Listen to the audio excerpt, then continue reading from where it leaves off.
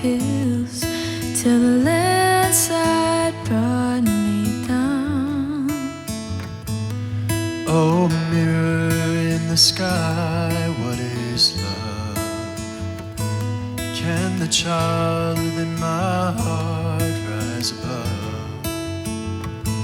Can I sail through the changing ocean tides? Can I handle the seasons of my life?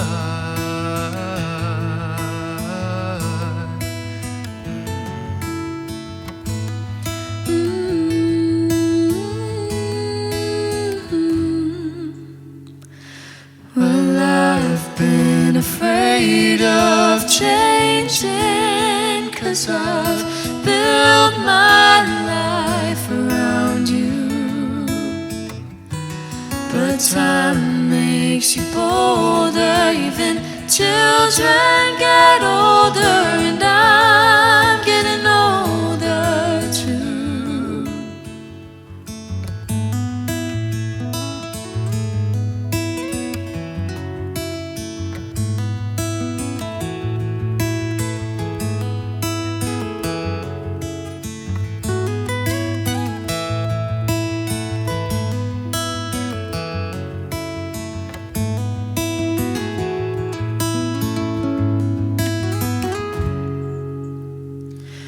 Well, I've been afraid of changing, 'cause I've built my life around you.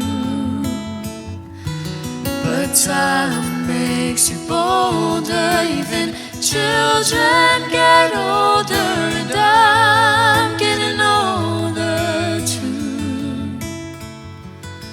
Oh, I'm getting older too. Oh, take my love and take it down. Oh, Climb a mountain and turn around. And if you see my reflection in the snow-covered hills, well, the landslide will bring you down. And if you see my reflection in the snow, well, the landslide will bring you down. Oh, the landslide will bring you down.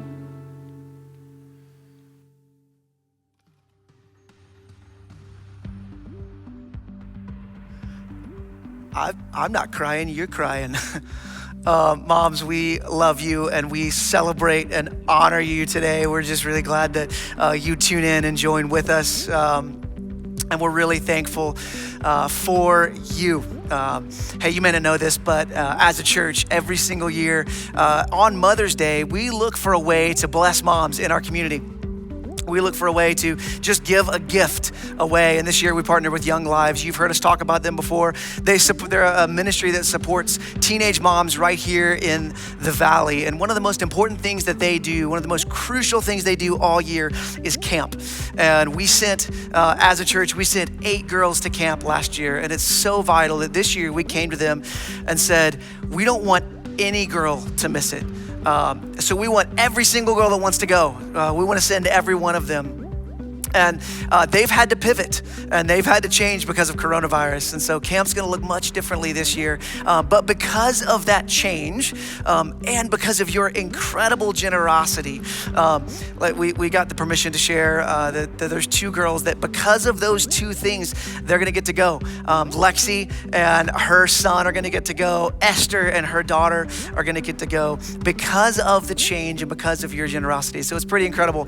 The things that we as a church get to be a part of and the impact that God makes in and through each and every one of us. Well, it's going to be a great service that we've got lined up. But let me tell you about something before that. All month, we are focusing on marriage. We're calling it May is for Marriage. And we have some great things that we're bringing you. This past Friday night, if you missed it, we had a great conversation between Joel, Jen, his wife, and Midge, who's a counselor that attends here. And they talked about developing intimacy in your marriage. If you missed that, just go to our website and click the May is for Marriage button, and you'll get it all caught up. This Friday, we're really excited about something different that we're gonna bring to you.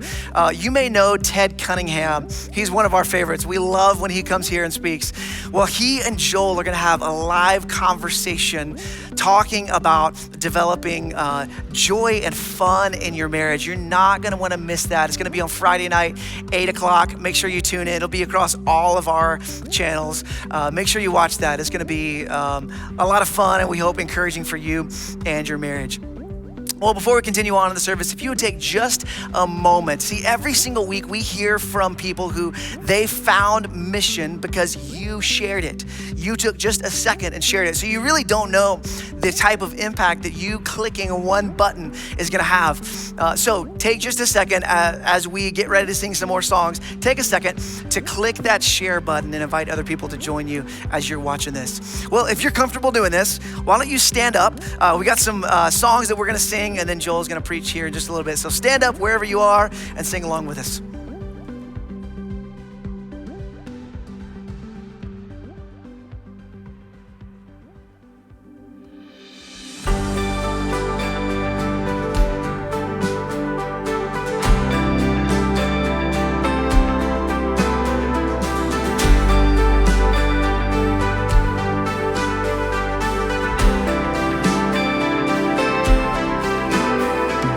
Just one word, you calm the storm that surrounds me.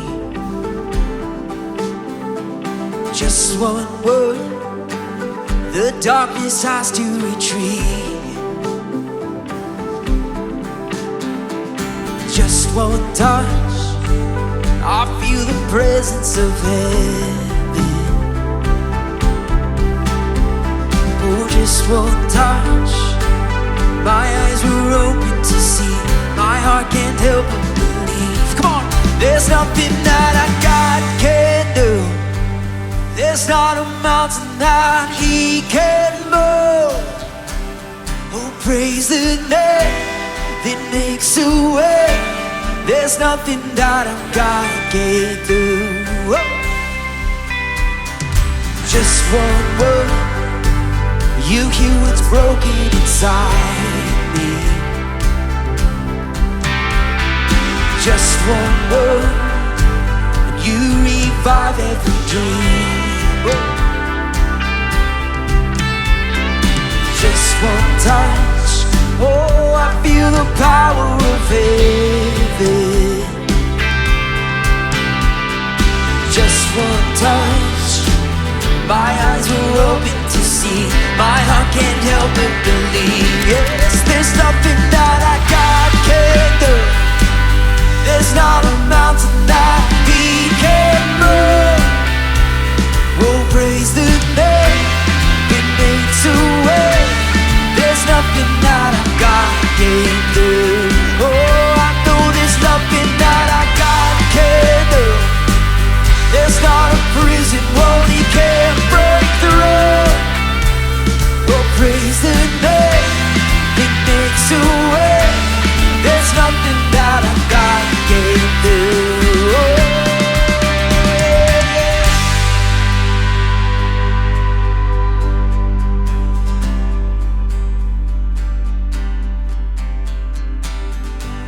I will believe for greater things. There's no power like the power of Jesus.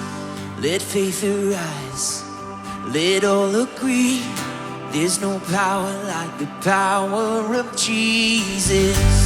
I will believe for greater things. There's no power like the power of Jesus. Let faith arise, let all agree. There's no power like the power of Jesus. Yeah, I will believe for greater things.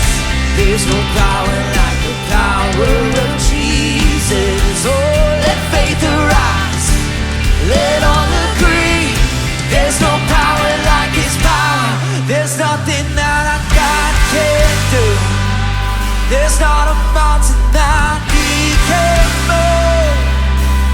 Oh, praise the name that makes a way. There's nothing that I can't do. Oh, there's nothing that I can't do. There's not a prison wall He can't break through. Oh, praise the name that makes a way. There's nothing that I can't do. Yeah. Whoa, whoa, whoa,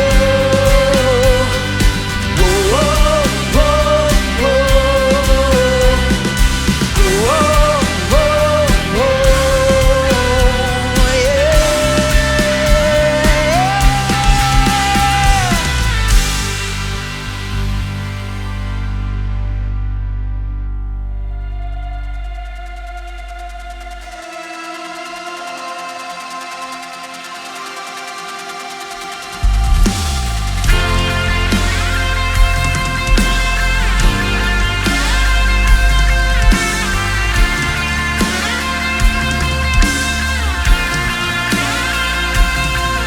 Beyond all my wildest dreams,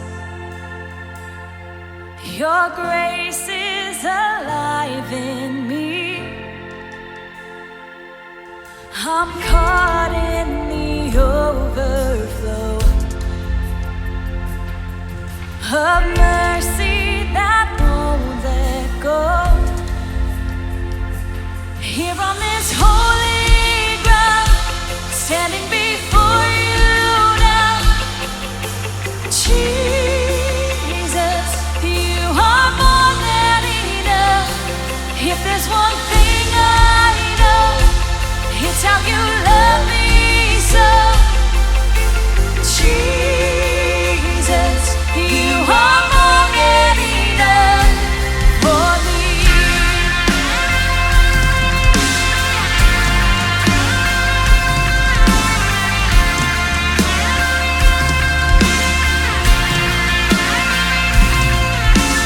Finally, my eyes can see You've never abandoned me.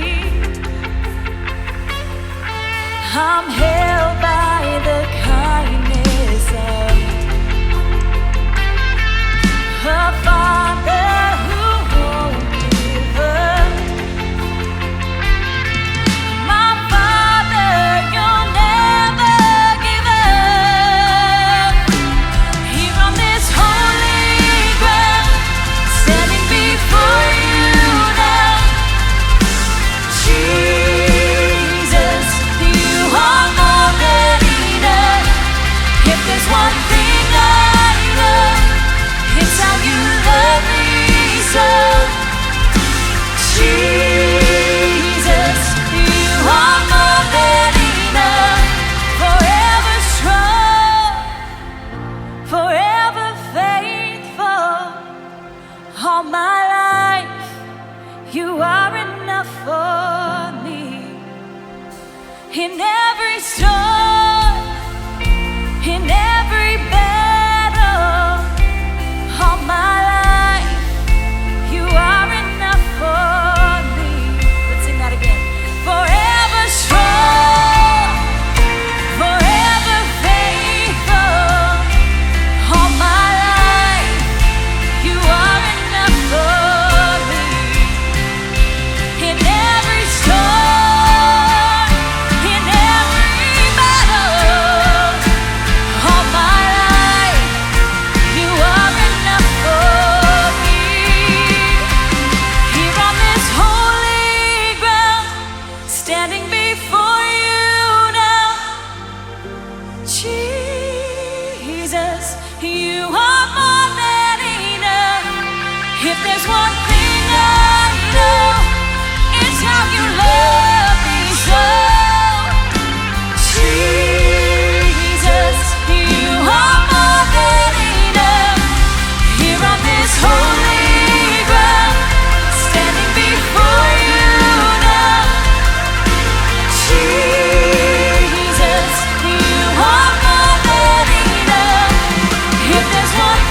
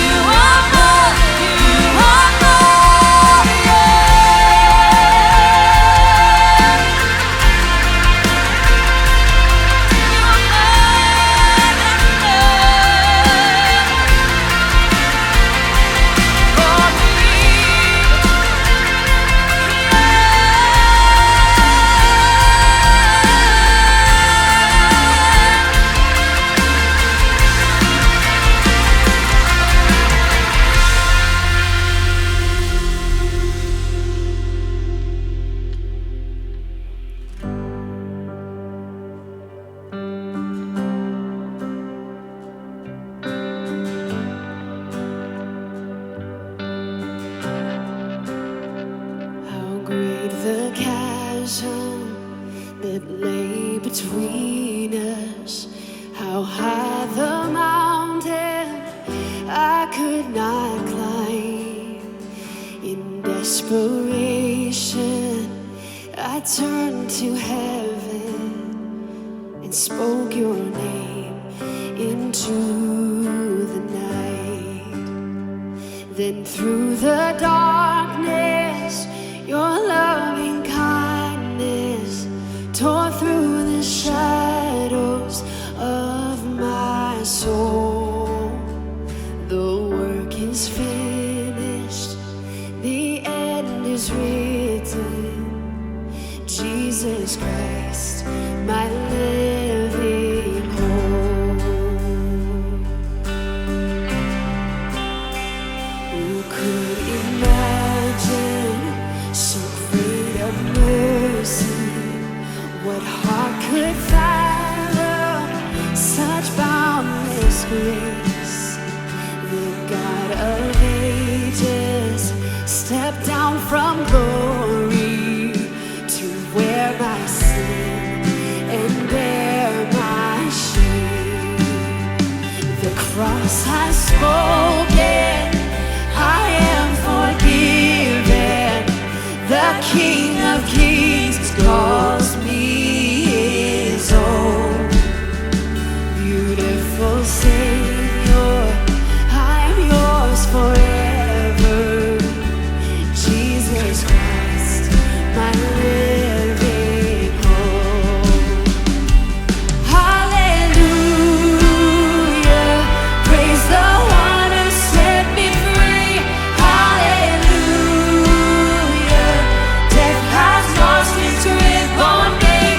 You have broken every chain. There's salvation in your name. Jesus Christ, my living hope. Hallelujah, praise the one who set me free. Hallelujah, death has lost its grip on me. You have broken every chain. There's salvation in your name. Jesus Christ, my living hope. Then came the morning that sealed the promise. Your buried body began to breathe. Out of the silence, the roaring lion declared the grave has no claim on me. Amen. Then came the morning that sealed the promise. Your buried body began to breathe. Out of the silence, the roaring lion declared the grave has no claim on me. No claim, 'cause Jesus, yours is the victory.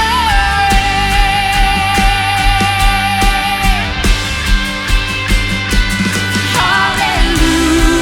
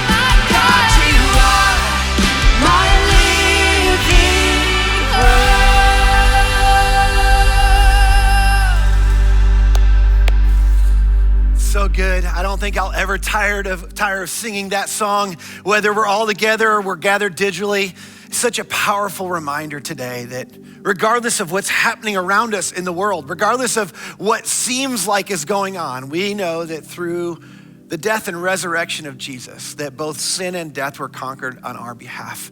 And that we have a living hope, a living, breathing hope in the person of Jesus, who's already conquered all of the battles that there are to fight. He's already conquered all the illnesses. He's already conquered all of the destruction and difficulty we could ever face by giving us a living hope for ourselves, that one day, regardless of what happens in this life, we gain new life and everlasting life in him. I want to invite you again this week. If you haven't been with us, we've been praying on our knees. And I'd just love for you to join me wherever you are, your living room or in your kitchen or on your patio. I just want to pray again today and ask God's help and healing. God, today we do what the ancients reminded us that you called us to do. When you said that if my people who sing songs to me, my people who read my word, my people who try to follow my way, if my people who are called by my name will humble themselves and pray, I will hear them. If they'll turn from their way and they'll turn my way, I'll hear them and I'll heal them and I'll help them. So God, that's why on a regular basis, we just get on our knees. We come before you and we ask for your healing, for your help. We know that when we pray today, when we get on our knees and we turn our eyes towards you, when we send our thoughts and our requests towards you, that you see us and you hear us. God, today I just ask again for your leading, your wisdom for those who are leading us nationally and locally. Give the wisdom and the courage to do what's right for our nation, to lead us through the midst of this epidemic. God, I pray for those who are on the front line. We pray for each and every week. God, I pray first for your provision for them, that they would have all the resources that they would need. They'd have all the people resources, all the medical resources, everything that they need to serve the people who are hurting and that are sick, whether it be with this virus or something else, that they would have all the resources they need. Would you provide for them? And then, God, I ask for your protection for them. Your protection for them physically and emotionally, your protection for their families, for their loved ones. God, protect them as they run towards the fire, as they show up for people who need their help, but also represent danger in their lives. God, I just pray you'd protect them. And then God, today, I just pray you'd be near to our very family. I pray that you would be near to them in what is unthinkable injustice and difficulty. I don't know that there's much more in our world that could demonstrate our deep need of you today, and the brokenness and the difficulty and the division and the social divide and hurting place our nation is in, not just physically or economically, but socially and spiritually. God, I pray you would show up for us, that you'd intervene in a powerful way nationally, but very personally for this family today who's grieving and hurting because of this difficulty and injustice. Be near to them today. God, we just ask that you would help us in this season, that you would heal us, that you would lead us, and that we would be keen to listen to your voice and follow your lead. And I pray it in Jesus' name. Amen. Amen. Well, thanks for praying with us and singing with us again today. I need some help from you. I need some help so that I can make good on a promise that I made. I know that's never the way to do it. I make a promise and then I ask for your help, but I felt like you were good for it. So I need you to back me up on something. Our local government, our mayor came to us and basically said, hey, look, our local food pantries and local food banks are in massive need, and we need your help. In fact, they asked us to help lead the way with a whole bunch of other churches in providing resources for our local food bank and our local food pantries. And so here's what we're gonna do. We're gonna sort of lead the way in this with the partners of churches that we work with, but this is a community-wide event. In fact, this is gonna be promoted throughout our community, so your friends can participate in this, anybody can participate in this. Mission's just gonna be one site of many sites, and the community food drive is happening next weekend, May 15th, 16th, and 17th. As I told you last week, the needs are increasing in our community, and this is the time, is an opportunity for us to shine and to be the love of Jesus in our community. So I would just love to overwhelm them. And here's how you can participate. Just look on any of our social media channels for the non-perishable food items that you can bring. And then next weekend on Friday, Saturday, and Sunday, May 15th, 16th, and 17th, we're gonna be here from 7 a.m. to 5 p.m. And we'd love to see your face. We'd love to smile at you through our masks and wave at you. And we just want your participation. We would love for you to partner with us in helping sort of to overwhelm our community food banks and food pantries here in the East Valley to help them as they're serving people who are going through really difficult times. So if you're able to do that, we'd love for you to help us. If you're not on social media, I get that question all the time. What if I'm not on social media? If you just go to helperaz.org and say, hey, I wanna help, click on the I wanna help button, and then let us know in there, hey, I wanna help with the food drive. We'll send you a list of the non-perishable food items. I would be grateful for your partnership as we partner with our city, which I think is just amazing that they're looking to us, looking to the church to show up for our community in this season.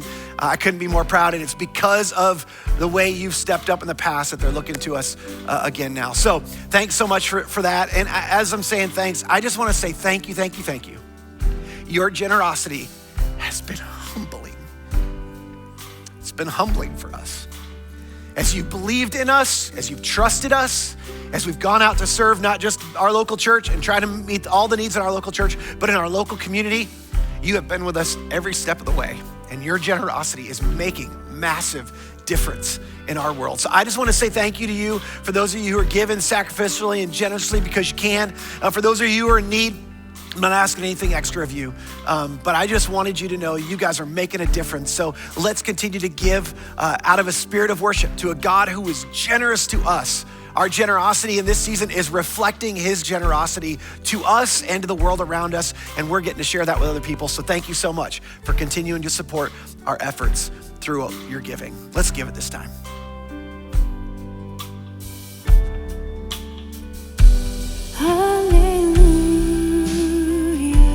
Praise the one who set me free. Hallelujah.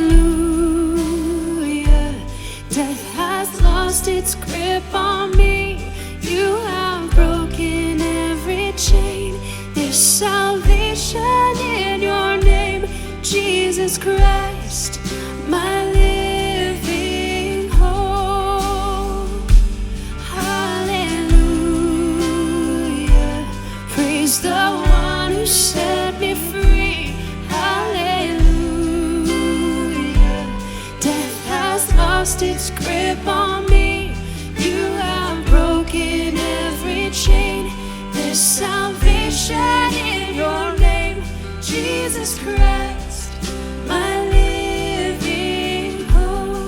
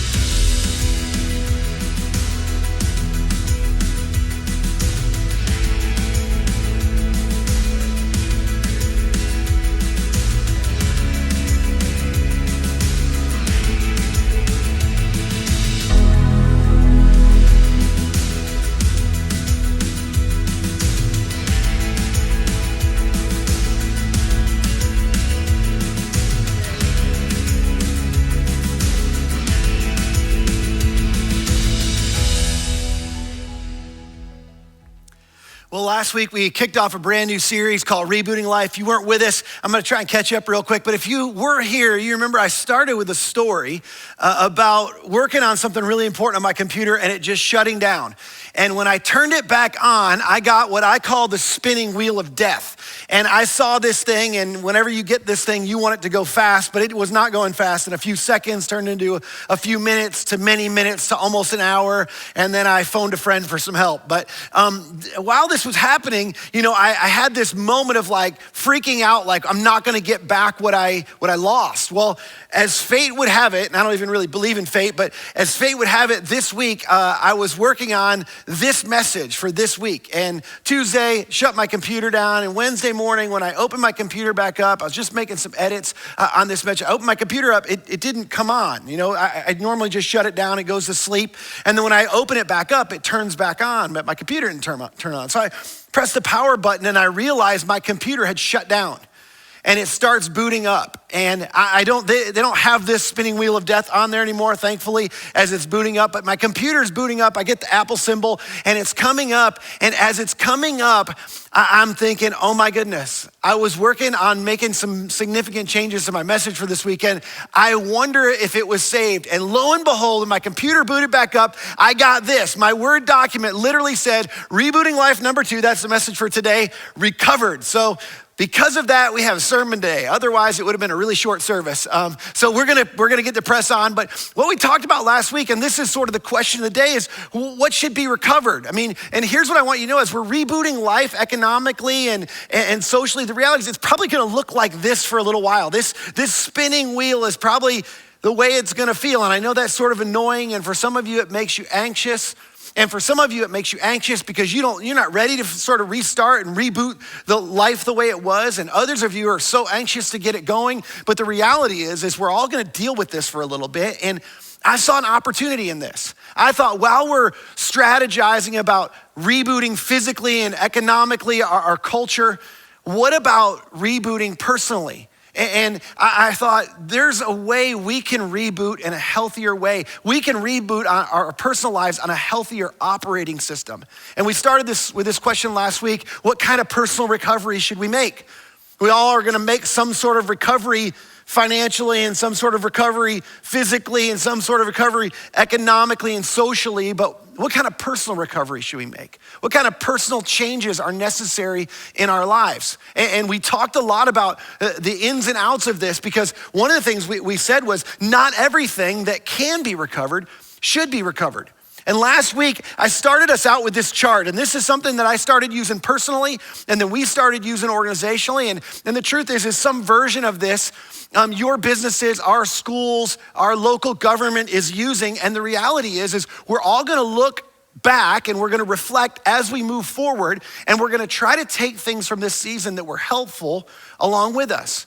And so I just sort of developed a grid, and last week, sort of your takeaway, your homework, if you will, was to begin sort of taking a moral inventory of your own personal life. And this chart's really simple. If you weren't with us last week, basically during this COVID-19 season, some things have happened. And during this season, there's some positive things that have happened and there's some negative things that have happened. And before this season though, there were positive and negative things in our life as well. And we just said that the things that were positive before, those are the things we want to recover personally. We want to recover those things socially and relationally and financially as well. But the things that were negative, we want to figure out how to leave those things behind. We don't want to go back to those things. Not everything that can be recovered should be recovered. There's certain things about our lives and our schedules and our patterns of behavior that we really should leave behind, that this season has revealed clarity around. And during this season as well, there's been some positive outcomes. It hasn't all been negative. You've developed some new patterns. You've discovered some new things. You've had clarity about things that were not as healthy before, and you've made some changes during this season. And those are things we want to carry forward. And then there are things that have happened this season that have been difficult, that have been hard personally. They've been hard emotionally. For some of us, they've been hard spiritually. And those are things we need to figure out how to recover from.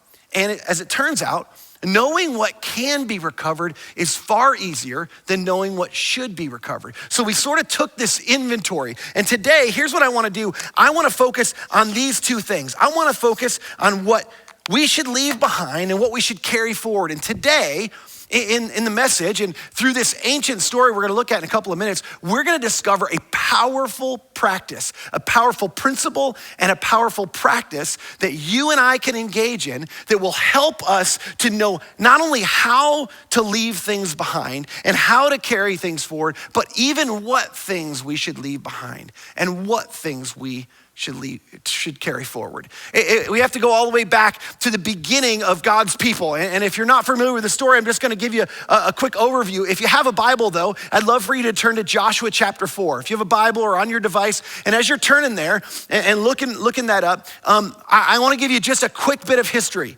The people of God were in slavery. The Israelites were in slavery in Egypt. And God made a promise to him. He said, I'm gonna deliver you out of Egypt. And you remember he chose Moses, who was an unlikely character. And he said, I want you to go to Pharaoh and I want you to get my people out of Egypt. And so he did that. And through a series of plagues, the final which was this Passover where the angel passed over judgment over God's people, the ones who put the blood of a ram or goat over their door. And he passed his judgment over, and finally Pharaoh was fed up. He said, get out, like I'm ready to let the Israelites go. He was reluctant before, but now he's like, you can go. And so the Israelites, if we were to track their journey, and by the way, yes, this is sort of a kid's version of it, but sometimes the most simplistic versions are the best ones. The people of God left the land of Egypt.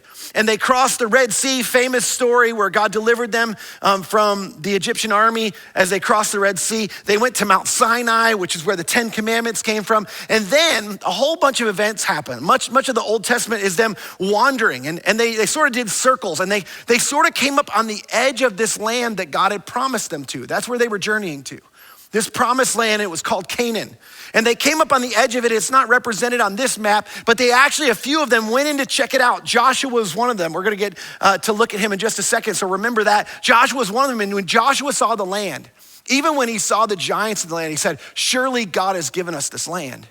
But the other spies were like, no, the people are too big, it's too dangerous. So God's people sort of looped back around and they were like, we're not ready. And they came up to the edge of the promised land one more time. And then they kind of retreated again. They came up, and today where we're gonna pick up the story, they're sort of coming right up on the edge of the Jordan River. And they're getting ready to cross. Moses, though, their leader, is about to die. And he's about to pass the torch to Joshua, who's gonna become the leader of the nation of Israel.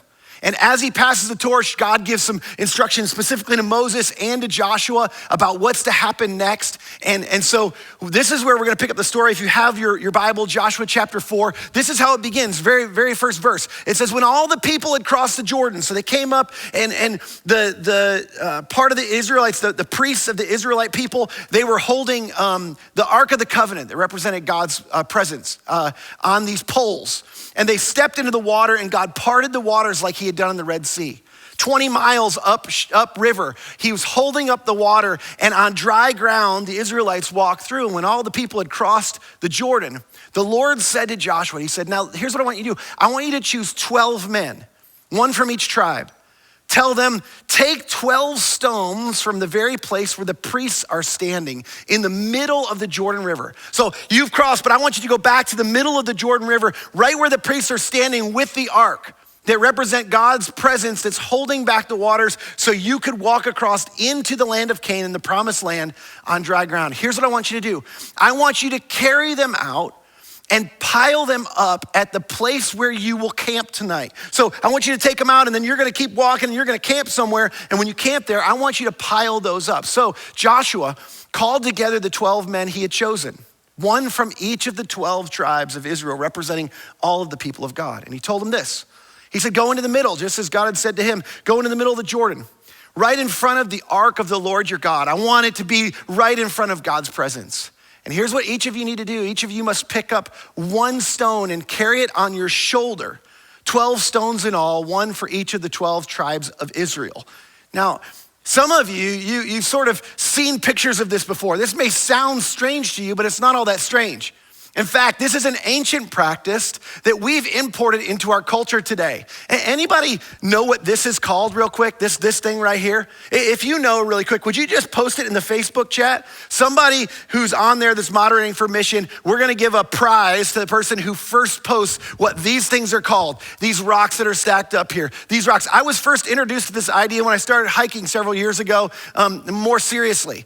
And if you don't know what this is called, I'm sure it's already in the chat by now. Hopefully it already is, because I'm about to give it away. These things are called cairns or Karens. And some of you are gonna try to correct me, and some of you are arguing with me because some of you call these ducks because you're from California and everything's different in California. But the truth is in America, when it comes to hiking and comes to trails, there was a guy named Waldron Bates back in the 1800s.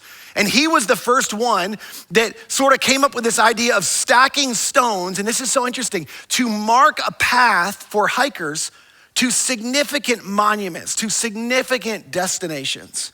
So this stacking of rocks became a pattern. It became a habit. And you can go throughout the country and national parks all over the place, and you'll see these rocks stacked up that mark a path. As you get to one, you see the next stack of rocks, and you know where to go if you don't know exactly where the path goes. It sort of marks the path. But this stacking of stones was not a new idea.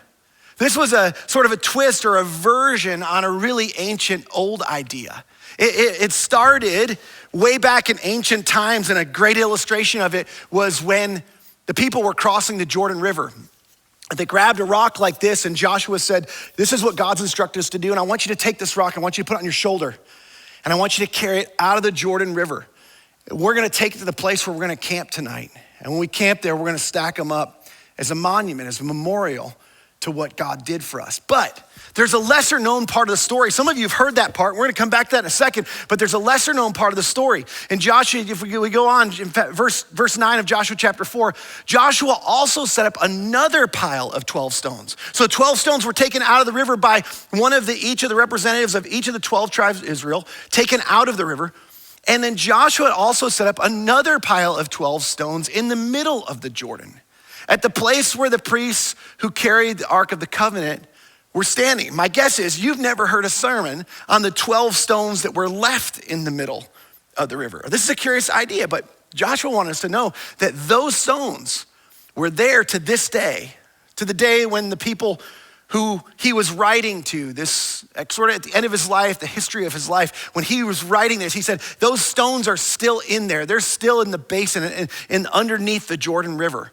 And this was important because he was basically saying, hey, there were 12 stones that we took out, but there was a stack of 12 stones that represented something that stayed in the middle of the Jordan River. Now, in order to cover the ground we need to cover, I need to start making a list because there's several things we're gonna come back to. So I wanna make a list of important things in here, and then I wanna explain them when we get to the end because I don't want any of us to be lost. So there were 12 stones, and if you're taking notes, this is a great way to take notes. If you're taking notes on reading the Bible, this is something I do often, is I'll write down things that seem important, and then I'll try to discover what the meaning of these things were. So there were 12 stones that were taken out of the river.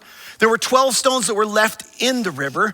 And then we're gonna come back to this in a minute, but the Jordan River itself is an interesting place, and it's an interesting idea in terms of what we learn from that. So we're gonna come back to those in just a second, but I just wanted to start a list of things that are critical to our understanding of what's happening in this story. It goes on, it says that the priests who were carrying the Ark of the Covenant stood in the middle of the river until the Lord's commands that he had given to Moses that Moses had passed along to Joshua were carried out. So God, even before Joshua became the leader, he had given some instructions to Moses that were passed on to Joshua. And then God gave some instructions specifically to Joshua. And after all of that had been carried through, after Joshua was completely obedient with all that God had instructed him to do, the people, the men that were standing in the middle of the ark, they walked out. Meanwhile, the people hurried across the riverbed. Of course they did. All the people were trying to get through. If you walked up on a river and you all of a sudden saw it stop because some people were standing in the middle of it and you were walking by through on dry ground and the river's a mile wide, you'd hurry across too. But they hurried across, and when everyone was safely on the other side, the priests crossed over with the ark of the Lord as well, as the people watched. And this is important. As the people watched, The presence of God that represented their deliverance and their rescue and their safe passage across the river as they watched them come walk out. And that day, we're told, the Lord made Joshua a great leader in the eyes of all the Israelites. And for the rest of his life, they revered him as much as they had revered Moses. This is so important. This is important too. To this point, they didn't see Joshua as the real leader of the people of God. But there was this passage from Moses to Joshua, and it represented something really important. And that day, in the eyes of all the people of Israel, they began to see Joshua as their leader, as the leader that represented God's leadership for them. The Lord had said to Joshua, command the priests carrying the Ark of the Covenant to come up out of the riverbed. So Joshua gave the command, and as they came up out of the riverbed, as soon as the priests who were carrying the Ark came up out of the riverbed, and their feet were on high ground, the waters of the Jordan returned and overflowed its banks as before. All the water came rushing down, filled the banks where all the people had walked through on dry ground, and the people crossed the Jordan. Gives us a date. He wants us to know the time and place, and this is important. The people crossed the Jordan on the 10th day of the first month, and then they camped at Gilgal, just east of Jericho. So two other important things that we're gonna have to come back to is this idea of this 10th day. This isn't just random idea. He includes this on purpose of the first month, and then the fact that they camped at Gilgal, which is where they made this monument to God. So there are just several things we got to work through real quick as we work through this. And here's what you need to know. It was at Gilgal, and I just told you this a minute ago. It was at Gilgal where Joshua piled up the 12 stones taken from the Jordan River. So here's where I want to start. I want to start first with these 12 stones that were left inside the Jordan River. What's the meaning of these 12 stones left in the Jordan River? Well, typology is a really important thing in the scriptures. As a matter of fact, in the ancient Hebrew scriptures, most of the way people gained belief and understanding was through typology, was through patterns, it was through symbols. And it's a stark contrast to the New Testament because a lot of the New Testament was written by the Apostle Paul to the Greeks. And the Greeks learned in a totally different way. In fact, it's more similar to the way a lot of us learn, is through rationale. They began to believe and gain understanding about God and about Jesus through rational thought, through logic, and that's how they began to understand. But the Hebrews were completely different. They learned through symbols and specifically through patterns. As there were patterns over and over and over of what God was doing in their midst and what God was up to and that represented who God was, they began to learn about God. And these 12 stones that remained in the Jordan River represented something important. They represented something they were leaving behind. So here's the question. The question is, what were they leaving behind? What was it specifically that they were leaving behind? Now, to understand that, there's another symbol, water. Water throughout the Old Testament and throughout the Hebrew scriptures represented God's judgment. And there's all sorts of examples of this. There was the flood. There was the Egyptians, as we said a minute ago, who were drowned in the Red Sea, who were defiant of God and were not obedient to let God's people go. Jonah, some of you remember the story of Jonah and the whale and him going down the depths as he was running away from God. Jonah experienced God's judgment under the waters in the belly of the whale. In the New Testament, there's symbolisms carried on specifically in the Gospels that were written, many of them primarily to Jewish people. The baptism, the idea of baptism that John the Baptist brought forward, this idea of being baptized, going down into the waters that represented our death and burial with Jesus and being raised to a newness of life was a symbol of this. When Jesus called his first followers, he said, come follow me. And what does he say? I'll make you fishers of men. This was a symbol of, I'm gonna rescue people out of judgment. I'm gonna rescue them out of the waters. I'm gonna raise them to a newness of life. And in the Hebrew scriptures, water meant judgment. And so this water, these stones that were buried in there, something was being judged. And this is important because this was the Jordan River. And if you don't know this, Jordan literally means goat. And there's another little offshoot river of the Jordan called Pippin. I made all that up, but in case somebody wanted to argue the debate, Jordan is the GOAT of all time, just in case you're following along with The Last Dance. I made that up. Jordan, here's what Jordan actually means. Jordan is two words put together, Yardan. And Yardan means to spread judgment. It's Yar means spread and Don means judge. And so what we learn from this, and specifically the Jordan River, all of this is orchestrated by God on purpose. That God was holding back the spreading of his judgment on this next generation of Israelites. The previous generation, they wandered for 40 years in the desert along with Moses. And because of their unwillingness to follow God and trust him and believe that he could lead them in and deliver them from the giants that were in the land, they remained in the wilderness. And which leads me specifically to Moses and Joshua. In fact, names are an important typology in the Old Testament. And one of the things about names is they were symbolic as well. And Moses' name was connected to the law. And when they thought about Moses, they thought about the law. In fact, they regarded the law as the law of Moses. Even though it was given by God, it was regarded as the law of Moses. And Joshua's name literally meant God is salvation.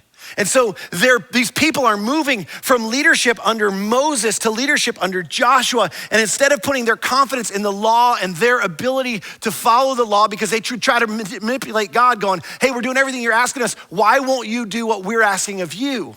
Instead of trusting that God had their best interest at heart. And this is an illustration, a representation of movement from trusting in themselves and trusting in the law, which is something God never meant for them to do in the beginning, to a trusting in God as their salvation, which is what Joshua's name means. They weren't leaving the law behind.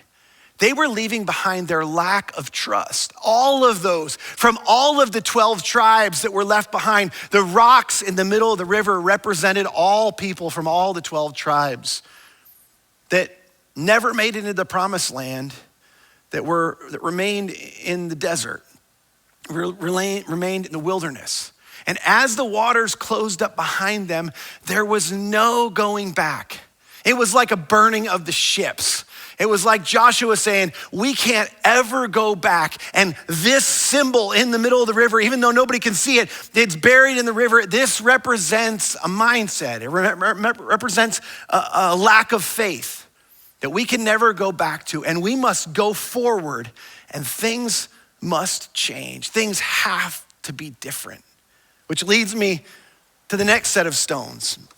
We've covered the 12 stones in the Jordan River, Moses, but these 12 stones that were taken out and they were carried down to Gilgal.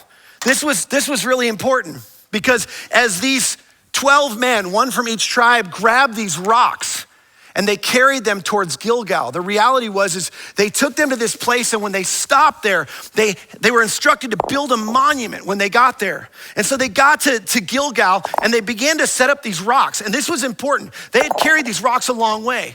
What you need to know is that the Jordan River was a mile wide, so they carried them a half mile out. But the place where we believe they camped that night is just east and a little north of where Jericho is. It's about 8 miles from where they crossed the Jordan River. So for 8.5 miles, these men carried these rocks that were not light. They carried these rocks, these men that were chosen, they carried these rocks across the rest of the Jordan River, through the desert, and they carried them. Somebody pray that I don't drop one of these on my toe because I don't need a broken toe today. They carried these rocks with them, and they got to Gilgal. Uh-oh. Can we make this stay? Look at that. They got to Gilgal. And they stacked them up. And Joshua said, look, we're doing this for a reason. This represents something. This is a memorial. This is a monument that means something. And it represents a new faith, a new group of people, a new way of following God. And this is what's extraordinary. This is sort of, as they got there to Gilgal, which by the way, wasn't actually a city before. It actually represented a circle of stones. There was a circle of stones that were stacked up. And if you were to go to this region today, there's places all around there where there's these monuments that represent things that were significant in people's lives. This was an ancient cultural tradition, but this particular monument represented something really important, and it represented God's deliverance for them and God's rescuing of his people. And after they had gotten done building this monument, Joshua, this is what Joshua said to the people. He said, listen, he said out to all the Israelites, in the future, your children will ask you, what do these stones mean? Which almost seems unthinkable. What do you mean, what do these stones mean? It's almost as if Joshua said, hey, listen, I know this is crazy to even say, but you need to know that you think these things are unforgettable, but they're not. You think these events are unforgettable. You think these days are unforgettable. You think what we're seeing, what we're witnessing in our world is unforgettable, but it's not. You think you're gonna remember the things that we've learned, the things that we saw, the things that are valuable that we need to carry away from this time. But in the future, your children are gonna ask you, what do these stones mean? And you're gonna need an answer for that. You think you're gonna remember, but the truth is you're gonna need something that can help you remember. You're gonna need a monument you can come back to so that you can remember specifically what God did in your midst in those days. See, this was incredibly purposeful, and this was something they would come back to over and over.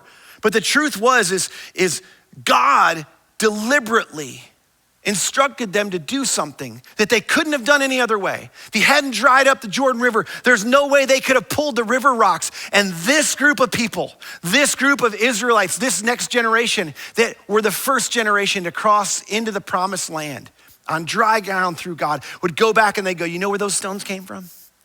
Those stones came from the bottom of the Jordan River.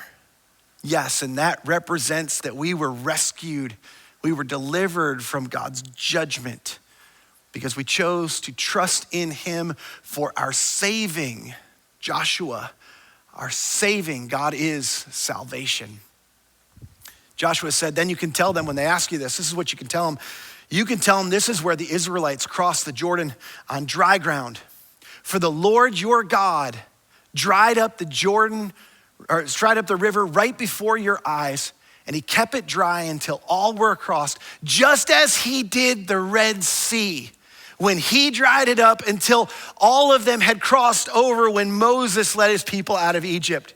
He did so that all the nations of the earth might know that the Lord's hand is powerful, and so that you might fear the Lord, your God, forever.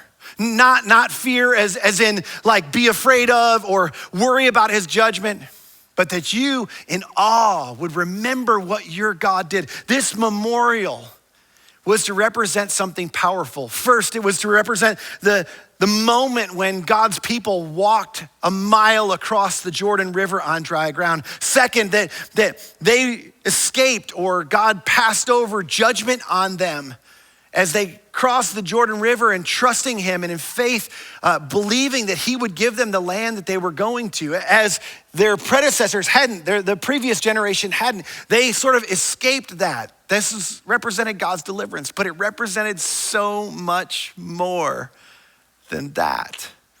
Some of you are twitching because you think I forgot the last checkbox on the sheet here. Some of you love lists and you love to check them off. This one's my favorite one, not because I'm a checkbox person and like to check them off, but for some of you, that's why it's your favorite. But this is why this is my favorite. Do you know what the 10th day of the first month represented? It was on the 10th day of the first month, 40 years to the day prior, that God passed his judgment over the Israelites in Egypt, rescuing them out of slavery. And this was a deliverance, not just of God's people into the promised land. This was God delivering on a 40-year promise, saying that there is no timetable. There is no restrictions on my faithfulness. I can be trusted, and God demonstrated for them in a powerful way that day that he could be trusted to do what he says he's gonna do and to act on their behalf for their good and for his glory. And this monument would forever resemble that truth. Now, here's the thing we walk away with is if whether you realize it or not, things that are monumental, they need to be memorialized. What's monumental needs to be memorialized. The people of Israel, they would come back to this monument over and over and over. Joshua would bring them back. This was sort of his base camp. Not only would Joshua bring him back, but Elijah would train some of the prophets there. Samuel would bring people back there. He was a prophet to instruct people, the people of God, and to remind them of what he had done for them. And we understand this. We understand memorials. We understand memorializing monumental events in our history. I mean, some of you have visited the Vietnam Veterans Memorial in Washington, D.C. It's a powerful picture of all the people who sacrificed their lives in that war for freedom, for justice, for what was right. Some of you have visited, you've been lucky enough to visit the USS Arizona, which is a place we'd all like to visit as soon as the quarantine's over, in Pearl Harbor in Hawaii. And you've been there and you realized that a memorial needed to be placed there that represented a significant event that happened in our nation's history. Some of you have been to the 9/11 memorial. This is one that's sort of near and dear to my heart. I actually, when I was in college, I went to college just outside New York City, and I used to go down and sit at the top of World Trade II and study, when I'd study for finals and write papers. And some of you have been to the extraordinary memorial that they've created at 9/11. And here's why. It's because we know, just as the Israelites knew, just as God had instructed, that what's monumental must be memorialized in our lives. Not memorializing an event, it causes the potential of us forgetting. And we're not memorializing what happened in the event, we're memorializing what we learned from the event, how it changed us and how it changed our world. That's what all those memorials do. They help us to never forget. So here's my question. How will you remember? How will you remember what you've experienced in this season? How will you remember the impact of this season on your life? How will you remember what you learned in this season?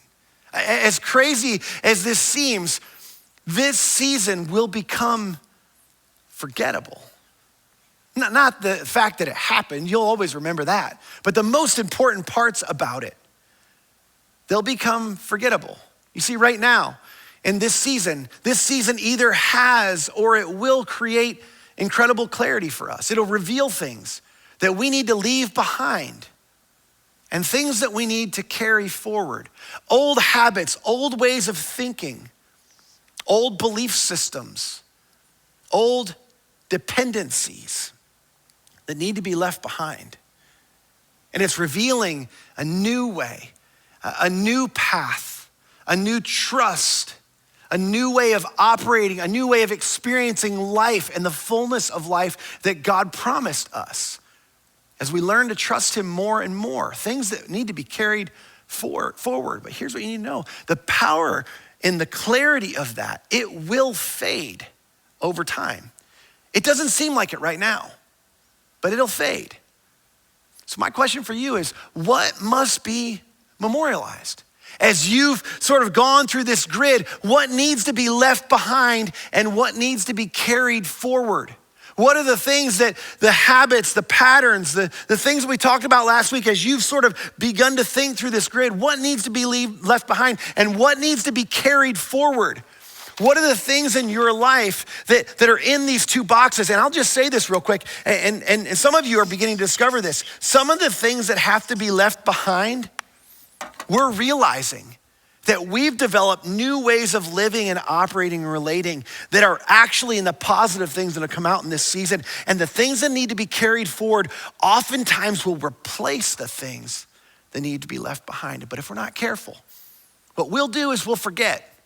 And we'll just go back to the way we were operating before. And instead of carrying the things forward that I believe God's forging in you and in me, the things he's revealing to us, the dependencies, the lack of faith that we have in him in our lives, the things that we've put our trust in other than him, just like the Israelites. The reality is, if we're not careful, we'll just go back and we'll begin experiencing the same unhealth and negativity and the difficulties that we had before, the things that we needed to leave behind. So what must be memorialized, and how will you memorialize it? What does that look like in your life? How will you specifically remember? What sort of memorial or monument will you create to memorialize? Now, there's all sorts of ways to do this. I've seen people doing some really fun things in this season with front porch pictures. I heard of somebody who's actually got their first set of masks from their family, and they put them in a case. They actually framed them and put them in a case so that they would remember this season. But here's the thing, and even as fun as that is, I'm more interested in you building a monument that will help you to remember specifically what you need to leave behind and what you need to carry forward. And I don't know what that is for you. The truth is the stones were what was appropriate for them.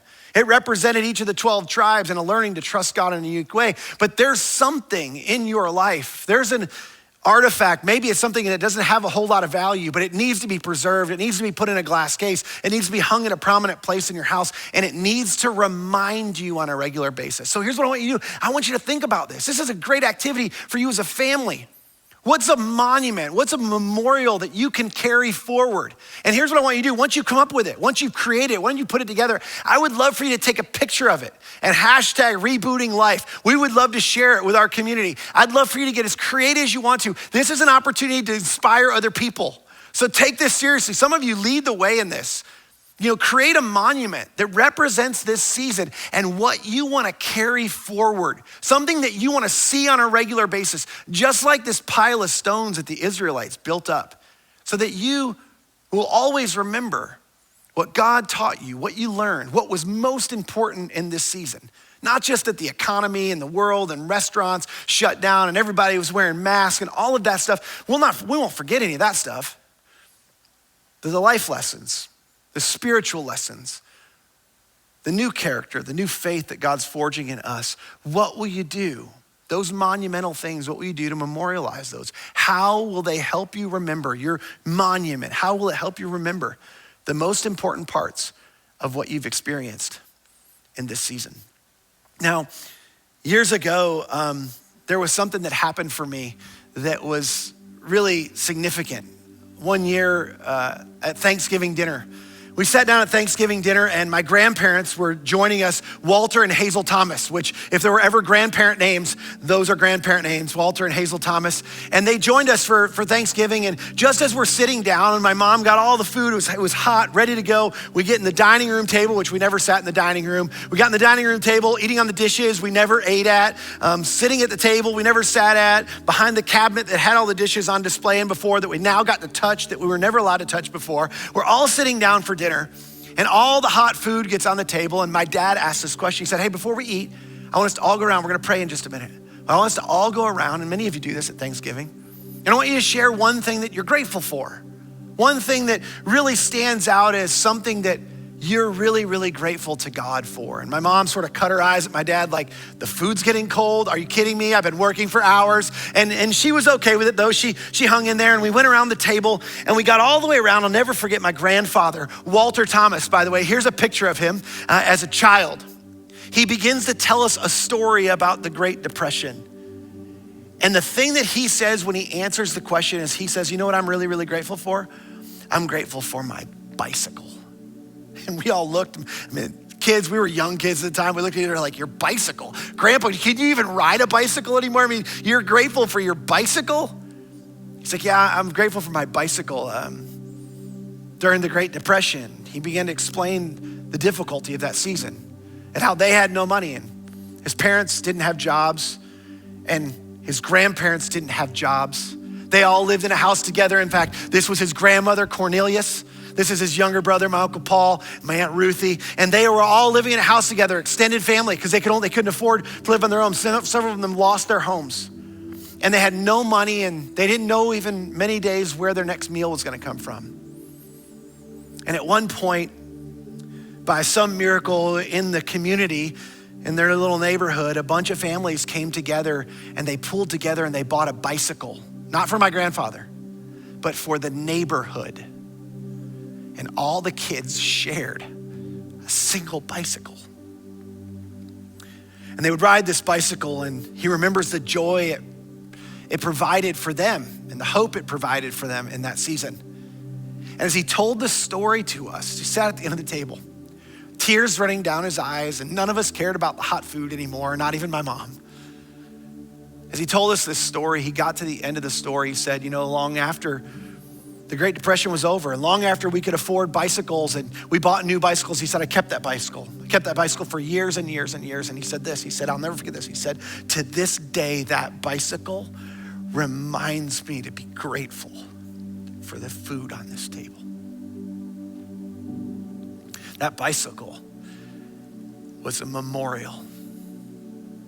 It was a monument, much like the stones that stood at Gilgal, not any significant place, just where they camped that night. And that's why the Israelites came back to it over and over and over. Because if we're not careful, we'll forget. If we're not careful, we'll leave behind things that we need to carry forward, and we'll carry forward things that we need to leave behind. May you never forget this season. May you never forget the lessons you're learning. May you never forget what you've experienced, what we've witnessed, and what God is stirring in your heart. May you not miss the moment. As God shows up and as he gives direction, as he gives provision, and as he leads all of us towards the greater life, the more fruitful life, the promised life and promised land that he's leading us toward. See, what's monumental, it's got to be memorialized. My questions for you is these two questions.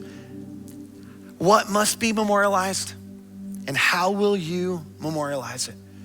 You need to do this. This is important. I don't want you to forget what God is doing in this season and in your life. There's incredible power in creating memorials. And if you'll take the time to do it, if you'll take the time to go through the work, it is to discover the important things that God wants you to carry forward out of the season. And there are things. God is speaking, he's working, he's leading. And if you'll pay attention, he has things that he wants you to memorialize so that you'll carry them forward for your good and for his glory. Let me pray for you. God, thank you for this preserved story and the extraordinary symbolism in it and the patterns and the typologies that we can learn from. God, I pray for somebody who's watching today, and some of the things that they're learning, some of the things that they've even discovered in these weeks as they're considering rebooting life and their own personal life, and some people that are even taking this soberingly serious. Some of those things they haven't even spoken out loud about.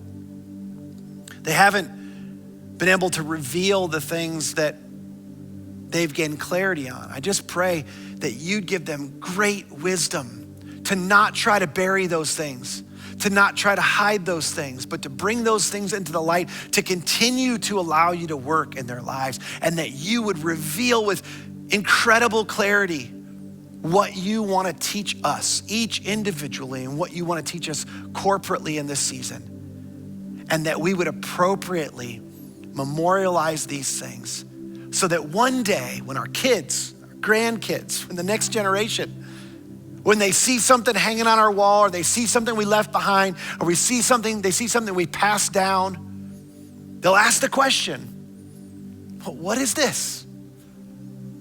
And it will be a story of your faithfulness, of your nearness, of your participation, of your leading, of your guiding, of your provision and your direction in our lives. And I pray it in Jesus' name. Amen. Amen. Well, thanks so much for being here with us again this week for Rebooting Life, part 2. Just before you leave, I have a really important message for all of our small group leaders, which I just want to applaud in front of all of you. I want you to know how proud I am of all of our small group leaders. The truth is even if we couldn't do this, if the internet went out and we couldn't do this, the church would keep going forward because of our small group leaders. Many of you are leading every week gatherings online with people, with each other. You're staying connected. You're making phone calls. You're making sure people in your group are cared for. for. And I just want to say thank you to all of you. Tomorrow night, we're having a Zoom call for all of our small group leaders. So if you lead a small group, an adult small group of any kind, tomorrow night at 8:30, I have some important things I want to share with you, some important information. And Ben's going to be leading that call. Ben leads all of our adult small groups. So if you'll check your email, all the information is there for how you can jump onto that call tomorrow night. It's at 8:30. Again, anybody who's leading any adult small group of any kind in our church, I'd love for you to jump on. If you don't have the information, just email us at info@missionaz.org, info@missionaz.org, and just say, hey, I need the link for the small group leader gathering, and we'll make sure we get that to you. I hope to see you there tomorrow night. If you're not a small group leader, I hope to see you Tuesday night. We're continuing our nights of prayer and worship, and we got another exciting night this Tuesday night. I'm really excited about it, and I hope you'll join us for that. Until then, I hope you have a great and safe start to your week. Thank you so much for being with us. God bless.